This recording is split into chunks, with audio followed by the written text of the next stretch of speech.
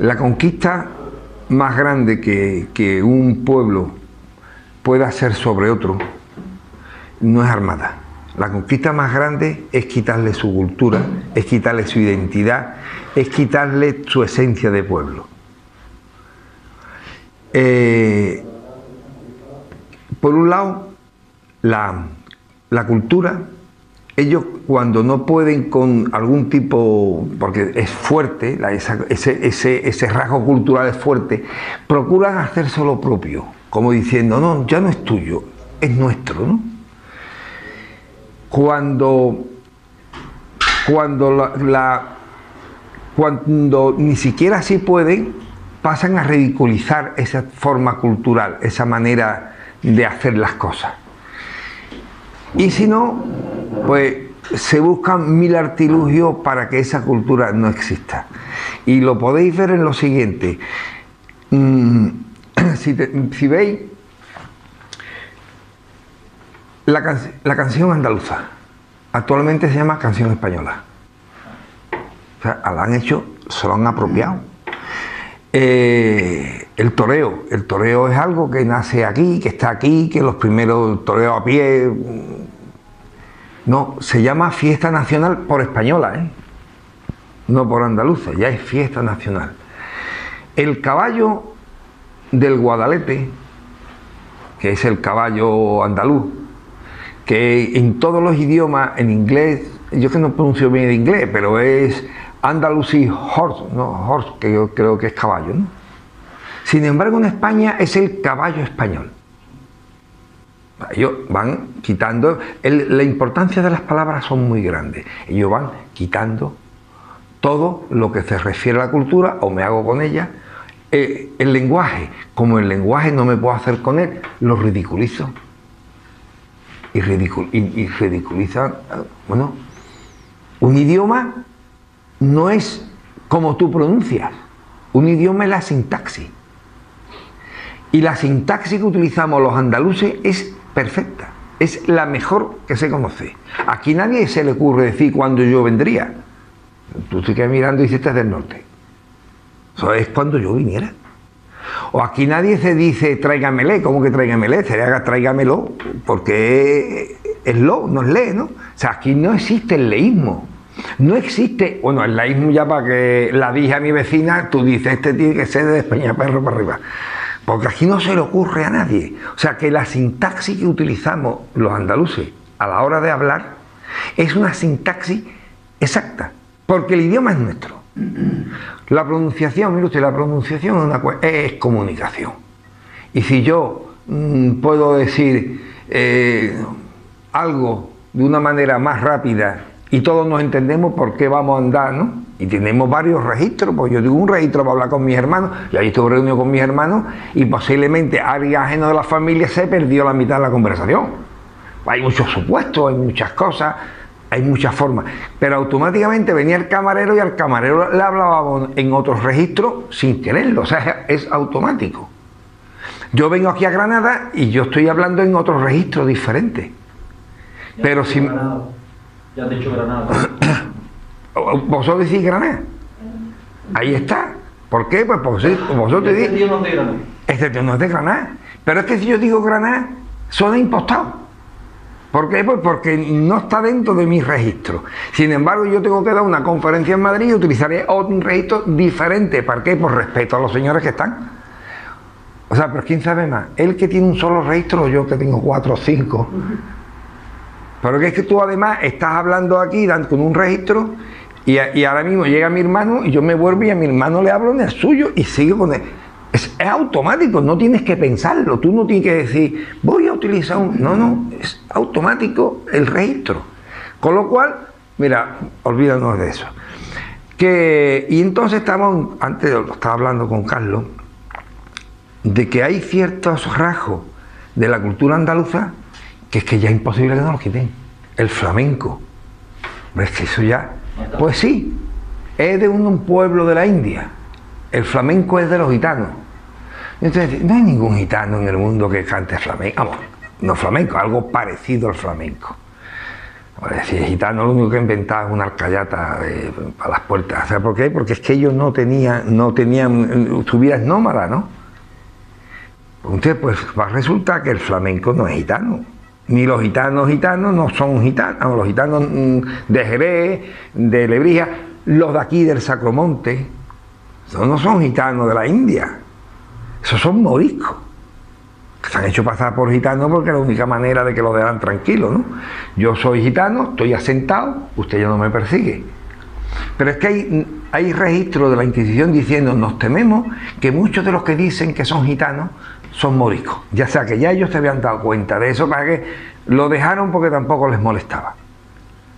Entonces, bueno, no quitarnos más cosas, pero es que siguen. Y entonces en arqueología siguen con las mismas, que es de lo que vamos a hablar después con referencia al libro. Cuando un invasor, un conquistador, intenta anular esa cultura del conquistado, los primeros que se venden al conquistador son las élites. La gente con dinero, pues hombre, nos llevamos, la gente con dinero siempre se lleva bien, tenga el color de piel que tenga, y ellos siempre se llevan bien. Y la cultura, la universidad está totalmente vendida a lo que es la cultura española. Entonces nosotros tenemos, o sea, los que nos sentimos andaluces, tenemos en la universidad, ya menos, ya hay gente en la universidad que se está dando cuenta y lo están aislando, a estos. Pero vamos, la universidad siempre ha sido pro-española, como lo es la universidad, lo son los institutos, lo son los colegios. Aquí en Granada, ahora he dicho Granada, que posiblemente se estudie más a Alfonso VI que a Alamar. Pero es que Alamar fue rey de Granada, o a Boabdil, o a Yusuf I, no, esa gente eran moros. Además, el reino de Granada lo construyeron los bereberes, según... ¿Qué bereberes? ¿Dónde, no? ¿Quién te ha hecho a ti eso, no? Eso está hecho por los granadinos. Ya está, por vuestros antepasados. No. Y entonces eso ya no hay que estudiarlo, porque no pertenece a la historia de España. No se nos olvide que España, para ser España, tiene que ser monárquica y católica. Si no es monárquica y católica, no es España. La Segunda República, hay gente que dice que no era España, porque no era monárquica. Y por supuesto, era confesional. No vale. Entonces, todos esos rasgos que estamos viendo va configurando una forma de pensar, una forma de hacer. Entonces, yo estuve indagando, llevo muchos años estudiando toda la prehistoria de Andalucía, y me di que toda estaba escrita desde Madrid. O sea, aquí no había nada autóctono. Y vi que dentro de la prehistoria andaluza hay dos corrientes fundamentales: los difusionistas y los autóctonistas. Los difusionistas son... Oye, agua no... ¿Sí? Ahora que quiera, está ya.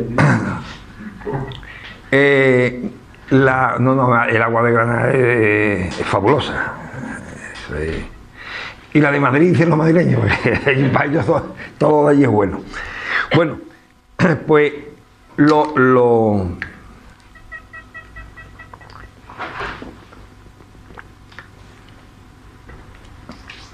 los difusionistas, el problema que tienen es que son los que mandan. Es la historia oficial, es la historia que se da en las universidades, fundamentalmente.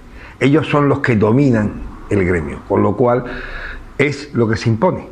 Los autóctonistas piensan que el pueblo o los pueblos que vivían en Andalucía en la prehistoria jamás hicieron un descubrimiento, o sea, un avance tecnológico de importancia, jamás.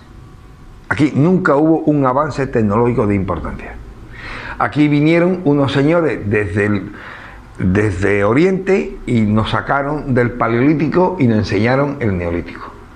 Aquí vinieron unos señores de Oriente luego y nos enseñaron la utilización de los metales. Luego vinieron unos señores de Oriente, que ya sí se sabe quién son, los fenicios, y crearon Tarteso. Y si seguimos en la historia, vinieron unos árabes del desierto de Arabia y crearon Al-Ándalus.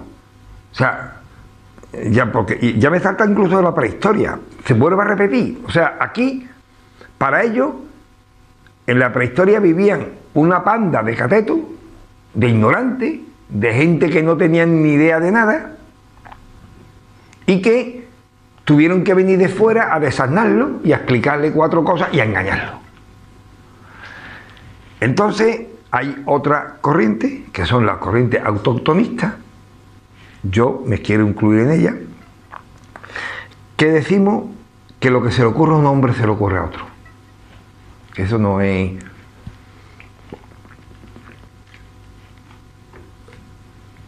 que no hay una raza más inteligente que otra. Que la gente de aquí era... que cuando inventa el hombre inventa cuando lo necesita. Si el hombre necesita una vasija para contener agua, la inventa. Si no la necesita, no la va a inventar. Que la solución que le demos puede ser una botella para cogerla bien, puede ser un cántaro, las soluciones pueden ser diversas, pero el hombre solamente inventa cuando lo necesita. Y si aquí se vivía en un paraíso durante el Paleolítico, pues tampoco se necesitó salir de allí, puesto que se vivía bien. ¿Cuándo aparece? Aquí más o menos el Neolítico surge sobre el 7º milenio. El Neolítico más antiguo que hasta ahora se conoce es en Oriente, en lo que se llama Oriente Fértil, allá sobre el 10º milenio. Tenemos unos 3.000 años, 3.000 y pico de años de diferencia con ellos. Entonces dice los autoctonistas que alguien de allí vino aquí a enseñarnos. Complicado. Primero porque hace 10.000 años no había ni barco, ni caballo, ni había nada, el niño venía andando. Y además resulta que el neolítico andaluz es más antiguo que otros neolíticos más a oriente. Entonces este hombre que vino desde allí y vino hasta aquí a enseñarnos a nosotros en concreto. ¿Aquí qué pasa? ¿Que estaba la cuñada y tenía que venir a verla? ¿Qué tenía aquí? ¿La familia? No. Lo lógico es que se hubiese ido expandiendo como la mancha de aceite. O sea, yo expando mi conocimiento alrededor, vamos conquistando tierra, vamos dando información y vamos avanzando. Pero no se me ocurre irme al otro extremo del Mediterráneo, que hay un montón de miles de kilómetros, a explicarle eso por un lado. Pero por otro lado, si allí aparece en el 10.000, tú vas evolucionando y en el 7.000 lo tiene evolucionado, ya hay otras cosas. Pero aquí da la circunstancia que se ha visto que el desarrollo es el mismo que se dio allí. El neolítico lo primero que hacen es coger animales que están salvajes, lo domestican y hacen rebaño. Posteriormente cogen tierra y van apareciendo una agricultura incipiente hasta que la agricultura se hace más fuerte. Ese fue como se dio en Oriente. Y aquí se dio igual.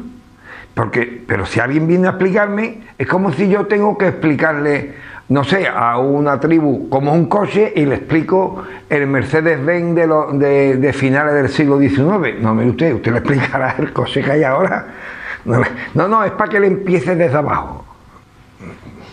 ¿Por qué, no? O sea, aquí no vinieron, bueno, que empiecen desde abajo. No lo tendrían que haber explicado entero. Bueno, pues parece que no. Curiosamente,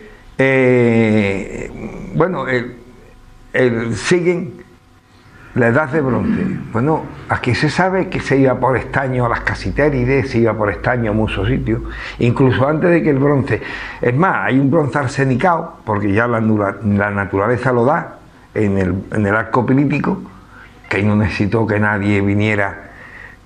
Entonces, yo voy por el estaño y lo tengo aquí preparado para cuando vengan estos señores de Oriente a enseñarme cómo es el bronce, yo ya tengo... Ah, mira, aquí está. A ver cómo era, ¿no? Yo, es absurdo, ¿no? Si aquí ya aparece el estaño y aquí hay cobre, pues no hace falta que venga nadie. No, hasta que no me dé el jefe permiso. Y en segundo lugar, tan tontos son los de aquí que venían a enseñarle de todo y no aprendían, no se desarrollaban. Y yo decía, ya te he explicado cómo es el neolítico, ya te he explicado cómo... Otra vez todo. Eso no es normal, ¿no? Me imagino que... Bueno, y luego los fenicios. Aparte de que los fenicios, y tengo un libro donde explico cómo son los fenicios, ¿no?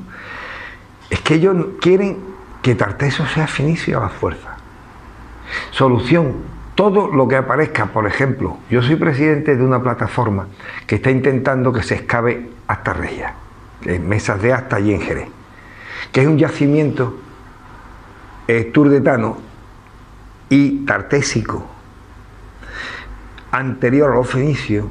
Existe desde los fenicios y hay un desarrollo y allí no hay fenicio nada.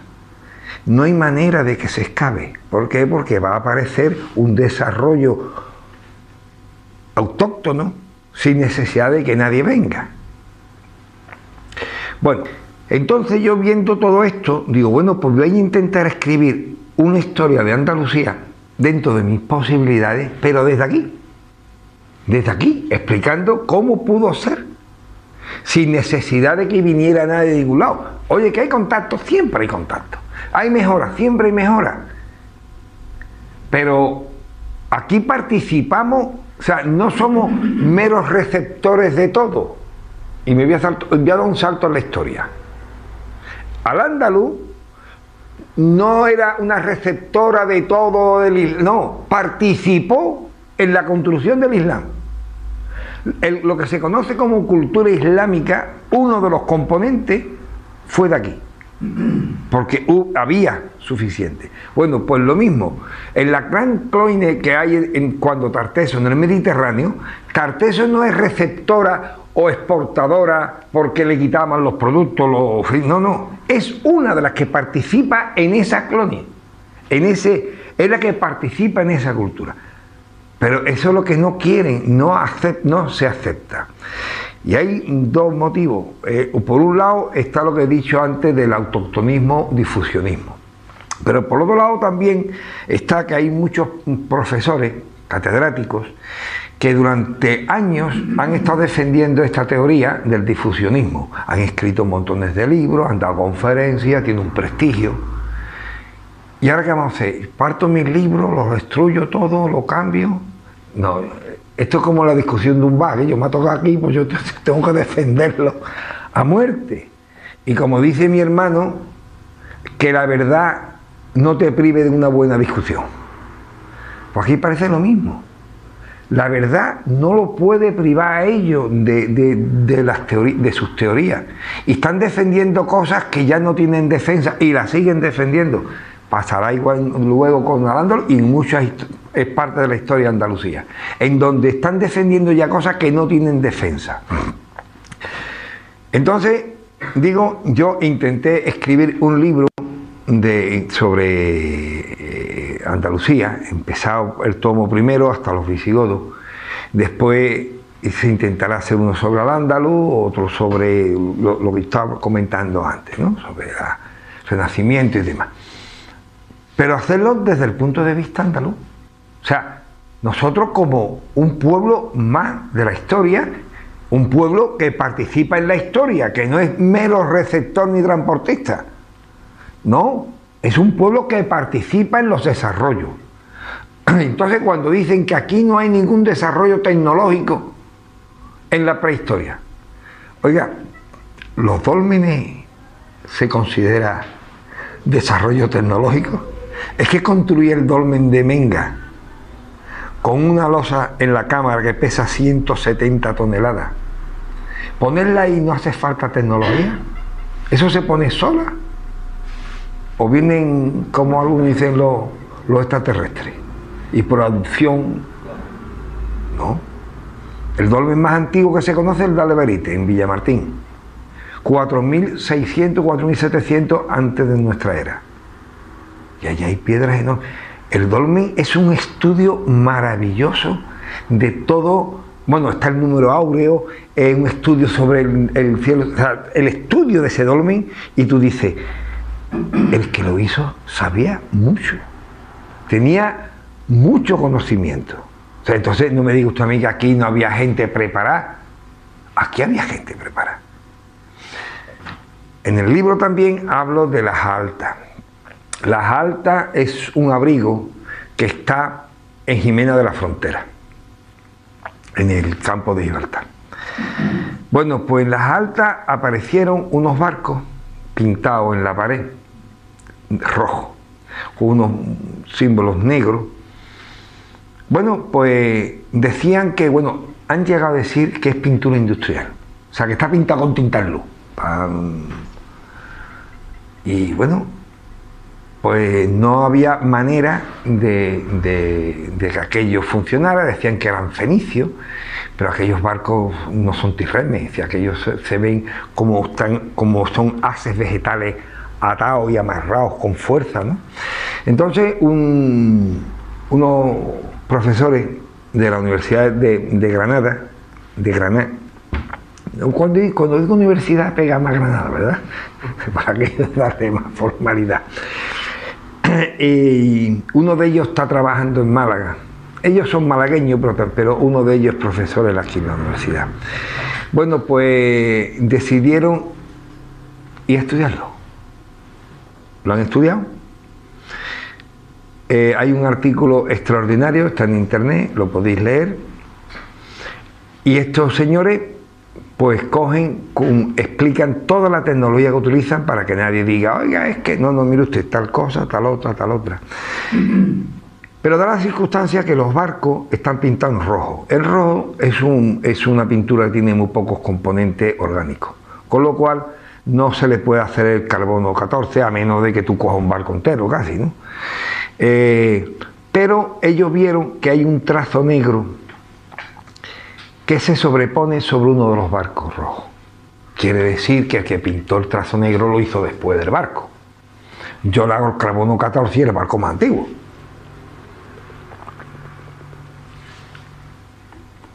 Bueno, pues le han hecho la prueba carbono 14 al trazo negro. Le decían que en el abrigo la parte central cubre los barcos y hay una serie de dibujos que están por fuera, y decían que los dibujos que sí eran muy antiguos, pero bueno, que alguien pudo haber pintado los dibujos y después dice, hombre, pero no es normal de que alguien venga a pintar en un abrigo alrededor esperando que 2000 años después venga un tío a pintar los barcos. Lo normal es que tú utilices la mejor parte del abrigo para ti, ¿no? Y ya que el que venga después que pinta en los lados. O sea, tú cuando no a pintar, no pinta. Bueno, a ver, pues medio que se me ocurre, ¿no? Bueno, pues estos señores, cuando terminan de todo aquello, se dan cuenta que cuando pusieron la valla de protección del abrigo, habían roto un estrato y en el retrato más reciente había caído unos trozos de cerámica. Cogieron uno de ellos y creo que es termonoluminiscencia o algo así, pues lo mandaron a estudiar. ¿Y cuáles son los resultados? El trozo negro, carbono 14, lo mandaron a Estados Unidos. Ellos dan el laboratorio independiente con todas las normas ISO, o sea, tiene todo, o sea, que no son dos que se han puesto allá a verlo. Cuarto milenio. Imposible. Cuarto milenio, barcos a vela. Es que los barcos son a vela, ese es el problema. Cuarto milenio, barco a vela, no sé, pues, barco a vela. Pero es que la cerámica da cuarto milenio. El que lo hizo cuando se fue iba en el cuarto milenio, porque es la más reciente, o sea, la última capa. Han solicitado permisos para excavar, se lo han denegado. Han pedido permiso para hacer otro estudio, se lo han denegado. No hay manera. Ahora, personas supuestamente arqueólogos, sin más pruebas que su palabra, dicen que están equivocados, que eso es falso. Ellos, con las pruebas, la razón es de los otros, porque no puede haber,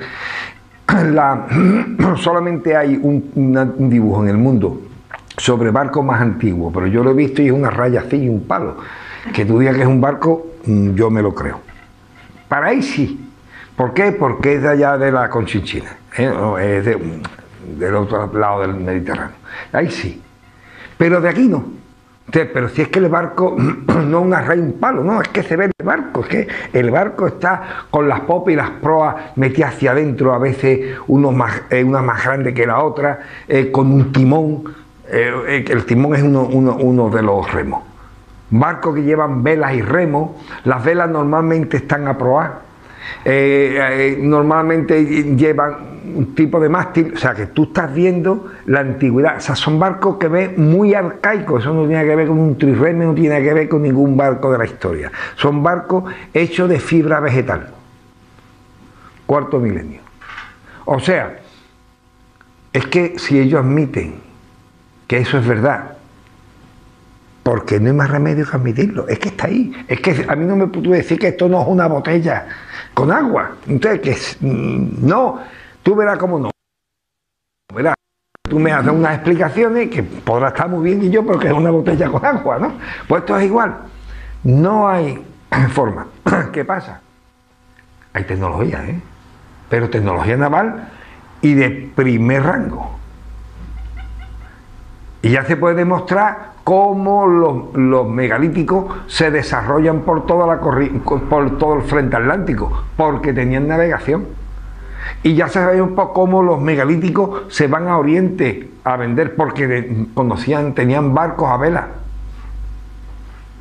Pero claro, ese escalón, si tú me lo haces subir, me vas a hacer subir toda la escalera, y yo ya no me voy a dejar ni eso. Entonces hay un problema con esto. Y como hay un problema con Montelirio, o como hay un problema con que otro de los grandes, de los que últimamente se está descubriendo, el calcolítico empieza aquí más o menos en el 3200 y termina en el 2300 más o menos, siempre antes de nuestra era, bueno, pues sí, porque 2300 no puede ser de después. Bueno, pues entonces están demostrando que hubo un boom de la cultura, del urbanismo, de la civilización impresionante. Es el momento que coincide aquí en Oriente con los Millares, que es un sitio que cada vez están descubriendo más, impresionante, y que coincide en Occidente con Valencina de la Concepción, con Carmona, con diferentes estamentos, que en Jaén coincide con marroquíes bajos. Entonces se ve que se desarrolla una cultura en donde las ciudades se construyen con una serie de fosos concéntricos, en donde, como en Valencina, para no ser exagerado, quedarse cortito, dicen que llegó a tener 25.000 habitantes. Eso es mucha gente. Es mucha gente para hoy, imaginaos para entonces. En donde construyen dolmen como el de la Pastora, el de Matarrubilla,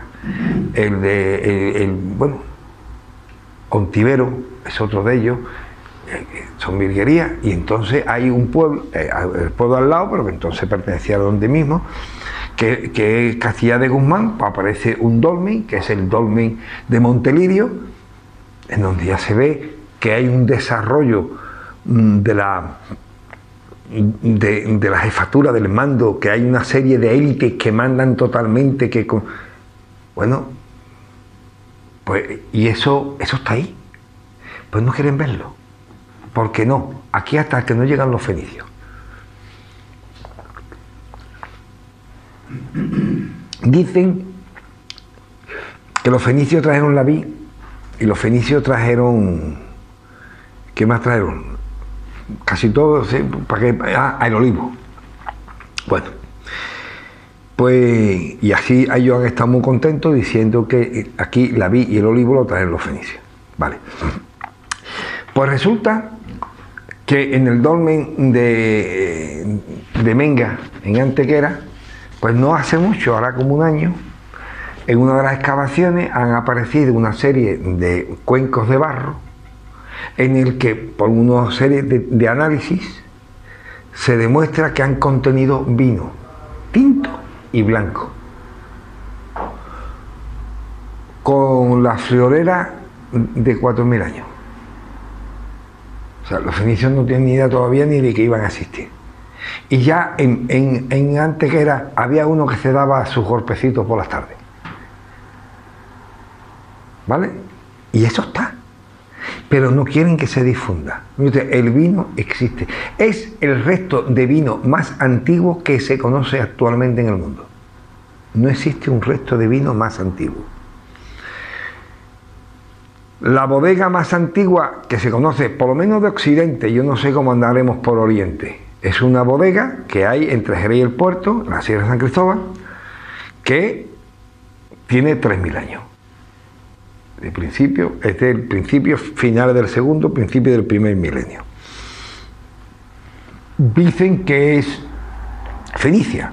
Pues, lo será, o sea, si usted quiere, para que no, pero aún así diciendo que es fenicia, después de estudiarla es preciosa, es grande, es cuadrada, tiene un par de templos, pues siempre todo lo que son cuestiones de droga, y el vino, una droga, pues está relacionada con los dioses, o sea, la droga nuestra madre es Dios, y el cereal que utilizamos es Dios, o sea, entonces los dioses en todas las culturas del mundo se construye con el alimento fundamental y la droga fundamental. En Sudamérica, pues con el maíz, el peyote, no sé qué, pues ahí están los dioses, ¿no? Y los nuestros, pues lógicamente nuestro Dios tiene que ser pan y vino. ¿Por qué? Porque el pan es nuestro cereal fundamental, que es el trigo, y la droga fundamental para nosotros, aunque a la droga hemos llegado a, no es, a ponerla de una manera maravillosa, es el vino. Pero realmente el vino es una droga, o sea, lo que te hace el alcohol es darte un... ¿no?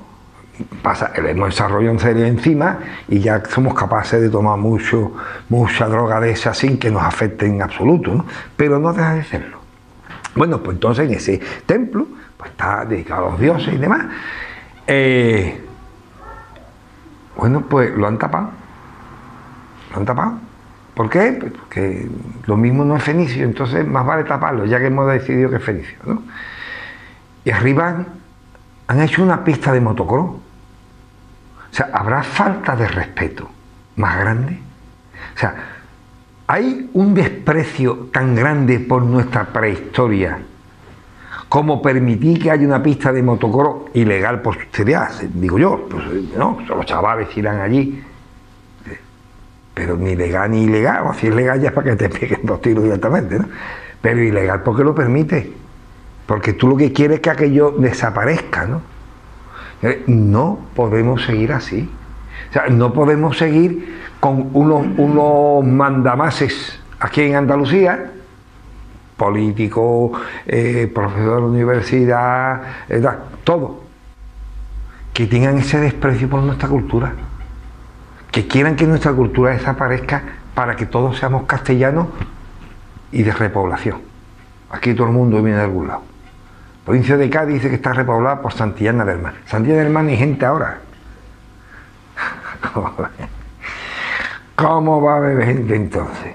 Sí, lo que pasa es que después sí hubo una emigración bastante. Yo creo que eso está basado en que en el siglo XIX hubo una emigración muy fuerte de Cantabria a la provincia de Cádiz, porque estaba el puerto de India en Cádiz, estaba no sé qué, había. Entonces vino muchos cántabros, y yo creo que eso creó, por lo mismo pasó en Al-Ándalus. Bueno, vale. Aquí parece ser de que tú, que vienes con un ejército triunfador, tú llegas, por ejemplo, llegas a Granada, la conquista, yo ya soy el Masca, y ahora me pongo a farrer, a limpiar, a podar vides. No, ustedes, no, a mí no me saque nada, es que esta gente me los vea para que trabajen para mí. O sea, no se le ocurre a nadie. Cuando tú llegues y conquistas una ciudad, es que dice que Jerez la dejaron vacía. O sea, que entonces los conquistadores llegan y al día siguiente echan a toda la ciudad y dicen, bueno, ¿quién va a vaciar las letrinas? Antonio, tú. No, a mí me deja a uno que las vacíe, ¿no? ¿Quién va a podar las viñas? Jerez tenía viñas de siempre. Bueno, desde hace 3.000 años. Y eso, una viña no la trabaja cualquiera, ¿eh? Una viña hay que saber mucho de viticultura para poderla trabajar. Pues tú tendrás que dejar a la gente que sabe, ¿no? Que son los que están aquí.